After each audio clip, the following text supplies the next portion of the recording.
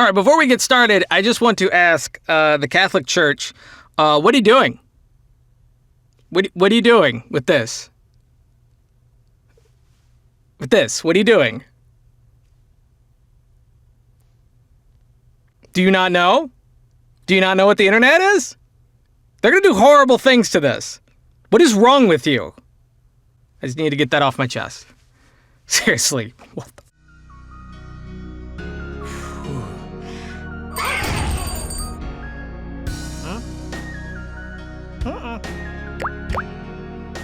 All right, so my webcam keeps freezing up on me.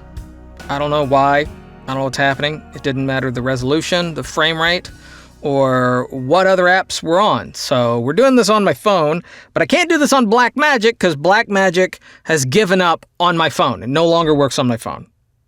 It overheats my phone, or it just straight up crashes. So we're doing this on a different app, which is called, I think it's just Movie Pro or something like that. I don't know, but it also does give me a monitoring app option on my iPad.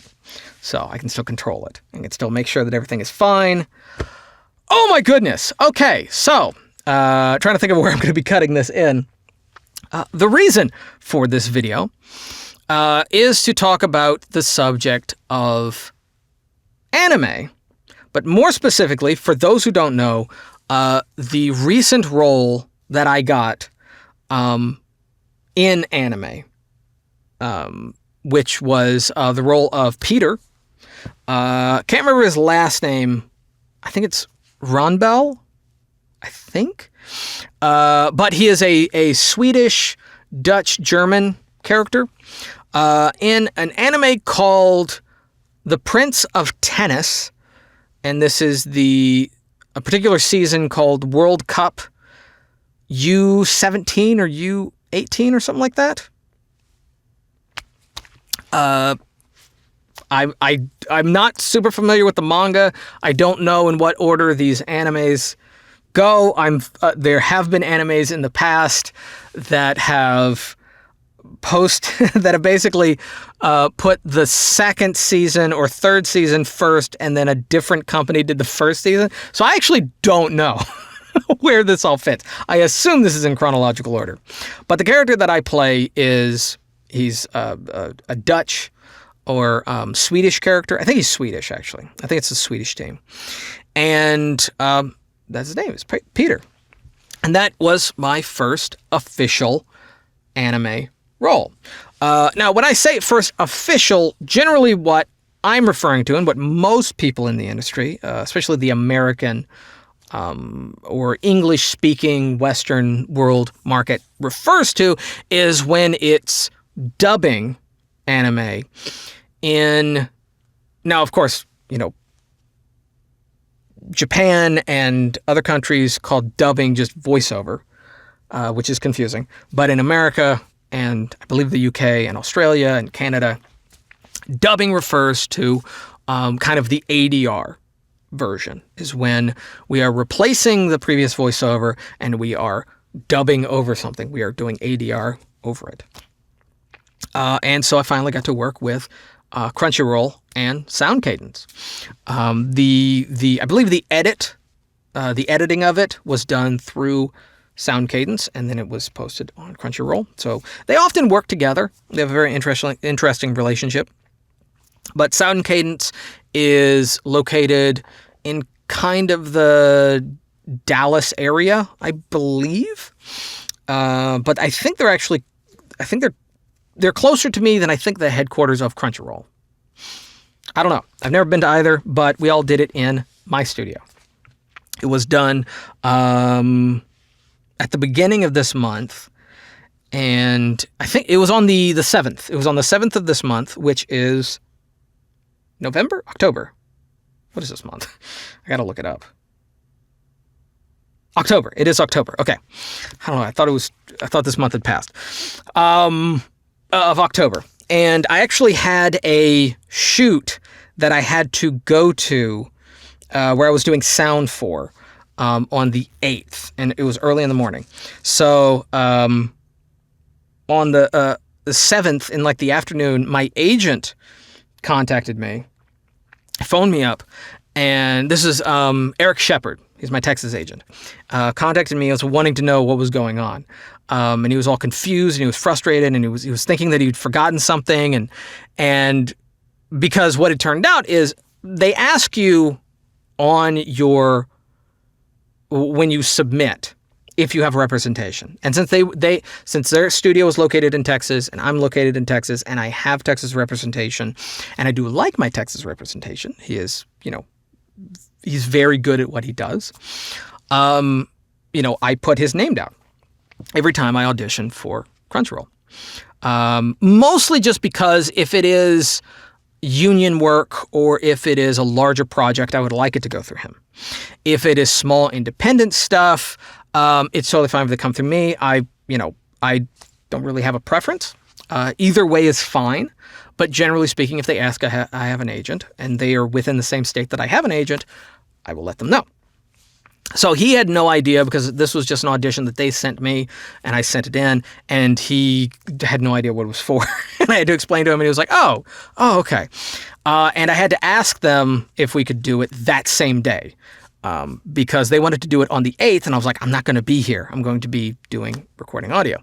And so he messaged them for me and we set it up that I was able to record that night, like basically within like 5 hours of talking to my agent, recorded it in my studio, and it went very, very well.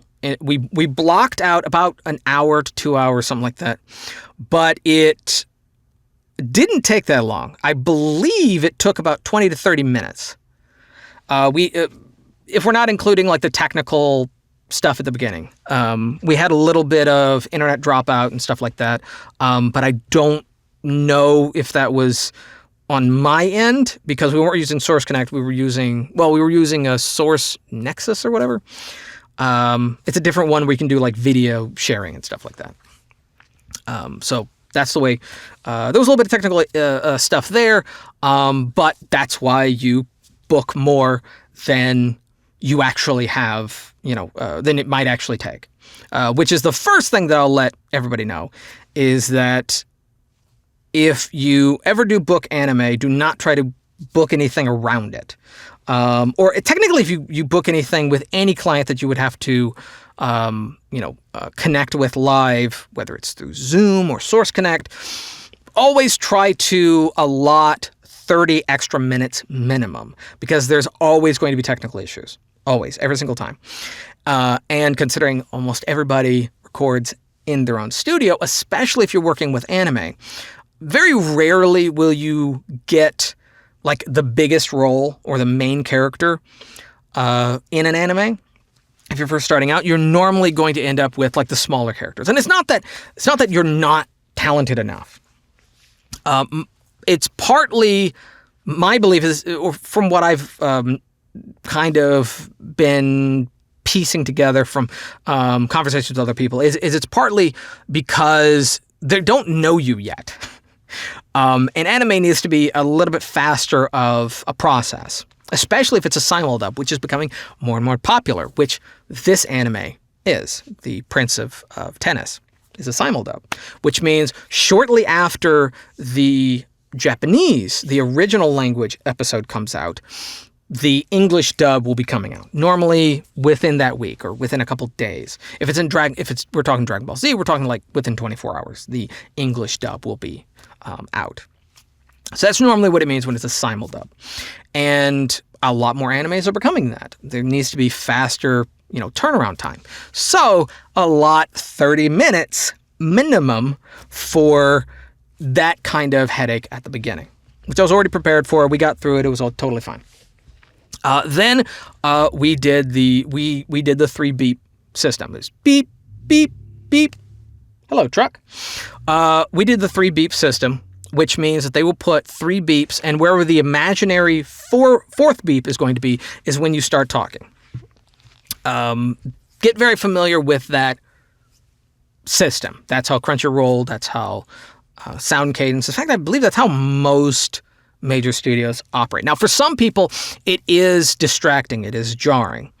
I'm kind of either or. I can actually do it without the 3 beeps, and I can do it with the 3 beeps. 3 beeps doesn't actually bother me. Some people it does. I do know I have worked with some people in coaching, and it gives them anxiety, and they would prefer to just watch it as like a loop. And then once they get the pattern down, then they'll start talking naturally. And I've done it that way as well, so I understand it. But I would get used to the 3 beeps. Beep, beep, beep. And then where the 4th beep is going to be, that's when you start talking. This session that we did went by smoothly. It went by very quickly. Despite having not done official anime, it was surprisingly easy for me, which I was actually prepared to have to learn something new or adapt on the fly. But because I'd been doing this for so long, it actually was a lot easier than I thought it was going to be. Which is not to say, that anime is easy in general. If you've never done ADR, if you've never done dubbing, if you've never voice matched anybody, it is going to be difficult for you. But yeah, the live director, he was fantastic. His name will also be down in the description.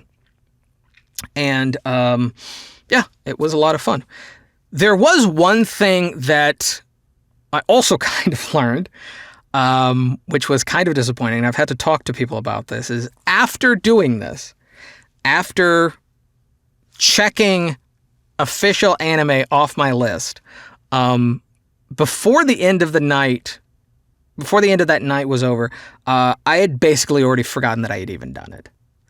And that kind of hurt me in my soul. And it's not that I wasn't grateful. I absolutely was grateful.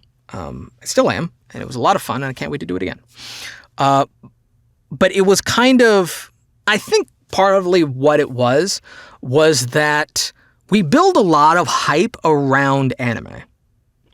And unrightfully so. It's unjustified. We build a lot of hype thinking that it's kind of the end-all, be-all of voiceover. For a lot of young people, they present it as if it actually is. And because I had been doing cartoons, I had been doing video game, I had been doing live voice acting, I had been doing, working with clients overseas for many, many years, it just felt like just another client. And that kind of upset me a little bit. I kind of wish it was like as more of like a, yes, I did it. But it's also partly because I had brought my bar down so far. And I had generalized a lot of my 1 year, 5 year, and 10-year goals. If you guys don't know about that, there's a video for it. And I had generalized them and kind of condensed them and softened them or summarized them to the point that they were more achievable, to the point that it wasn't like a huge deal. Here's also some other things that I have learned. Is there's a lot of people, and I know quite a few. In fact, I know 2 of them. 2 people that have actually either have or will be moving to Texas to pursue anime and ADR and dubbing and hopefully working with Crunchyroll. They were of the belief, similar to kind of my general belief of anime, is that the only way to get into it, into anime and to work with Crunchyroll, was to know people. That it was a matter of who you know. And there is a slight truth to that. There's always a slight truth to almost everything. And for me, that wasn't necessary. In order to do this, in order to get this opportunity and do this role, it wasn't necessary. I didn't have to know the director. I didn't have to know the editor. I didn't have to know the sound engineer. I didn't have to know, I really didn't have to know really anybody who worked with sound cadence. I mean, there's people that I follow on Twitter. I'm very friendly with anyone that I interact with, especially on social media. And there's a couple of them, a couple of people who've worked in anime that I'm, friendly with. But it wasn't the thing that got me into anime. The thing that got me there was what we generally think as the old-fashioned traditional method. which is just auditioning. Just when they have a post, you audition. When they email you, you audition. Having a studio, having a clean, raw audio sample to submit to them so they can put you on their roster as well as your demo. And then once you get auditions, you audition for them and then wait. For me, I didn't really start pursuing anime until probably at the end of 2019. Around 2019, I made my first anime demo, but I wasn't happy with it, so I didn't really submit it anywhere. But I did start my kind of journey of understanding. I wanted to get a lot more understanding into the business side, the fears of being blacklisted and the fears of gatekeepers and all this kind of stuff. And if you look at my videos and stuff like that, you'll see that we don't really start talking about it until like 2020 or 2021, early 2021. And so my journey for anime was about 4 years, 4 or 5 years. 4 or 5 years of building a studio. In that time, I think I've had 3 or 4 different studios, 3 or 4 different raw audio samples, which I've always submitted. Yes, it's always been like the same mic and the same interface, but the space that I've been in has changed. And I would also say that the space that I'm in right now is not my favorite. This is not the cleanest audio. As you can tell, there's traffic that passes by outside. It's not the cleanest sound. It's not the cleanest background noise. I get a lot more rumble and fan noise and AC unit noise in the background. There's heavier traffic right next to me. It's not the cleanest studio, but it was still enough. I think the cleanest studio I ever had, the best studio I've ever had a noise floor of, I think, -62 or something like that. If nothing was on and it was the dead of night, optimal time, it was just perfect sound, perfect cleanest noise.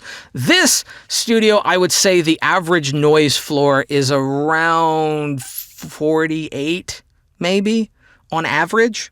Cleanest, it would probably be more around the area of like 54, maybe, on average. All that to say is that your studio doesn't have to be perfect. Studio absolutely does not have to be perfect. It just needs to be clean. It needs to be clean enough. It needs to be reverberant free. It needs to be bass free. It needs to at least have a good chunk of time that you can record. If for any reason you do have traffic outside and you are doing a recording session, just pause. Just let them up a little bit. I can hear a truck going by. I'm going to pause for a second. And then just go and then just let them know and go back into it. They will appreciate it. That they will, that will tell them that you are conscious of the noise, that you are trying to make sure that you're giving them a clean product, and it's totally fine for them to have to pause. I know a lot of people are trying to hide the fact that they have any noise in the background. You're going to have some noise. It's totally fine. So, it doesn't have to be perfect, but it does need to be clean. It needs to be a good enough mic. And then just submit. Go to their website, send in your demo and your audio samples, give them all your stats, and then, wait for the auditions. That's it. Yes, it's probably going to take longer. Obviously, knowing somebody and having an in will probably get you there faster. And I know tons of people that I've made demos for that almost immediately after I made a demo for them, they immediately got anime. One of them was not that long ago. And he, wanted to get into anime. He already had like an in. He already knew some people, and they just needed him to make a demo. So I helped him make an anime demo, and he immediately had an in. But he also had a fame level that was much higher than me, and so his name already kind of had some weight to it. But it's not impossible to get into anime, as far as doing the dubbing, through the usual old-fashioned method. It's totally fine. Because for me, like 4 or 5 years, that's not that long. That's not that long. If you were just starting out in voiceover and you started immediately, and you expect less than that, you're out of your mind. It might take you longer because, again, I've been doing voiceover for like 20 plus years. So, you know, I already have kind of a little bit of an edge, but it's not unreasonable to just, you know, go the usual method. It's totally fine. Last thing that I will say is that the demos that got me in to their roster, their lineup, were demos that I made. They were not the demos that I had someone else make for $1,400 and some odd dollars. They were the demos that I made. And those are the only demos that I've ever used. In fact, when I updated my demos and I included an anime demo, again, that I made for myself, I started getting more auditions, and then shortly after that, I got this. So those are the things that I have learned. Not really anything new. I don't really feel like I've learned anything new, only confirmed stuff that I already knew. And again, it does kind of bother me that it's not like a bigger deal, but I've been doing this for a while. You know, it's like someone who's been a carpenter for a very, very long time, who's, you know, makes some pretty nice pieces of art and then makes a stool. I'm not saying that anime is not a big deal. I'm saying not that it's not important. I'm just saying when you've been doing it for a while, you know, some things are, you know, not huge. But anyway, yeah, hopefully I will be doing more. I had a great time with them. They had a great time with me.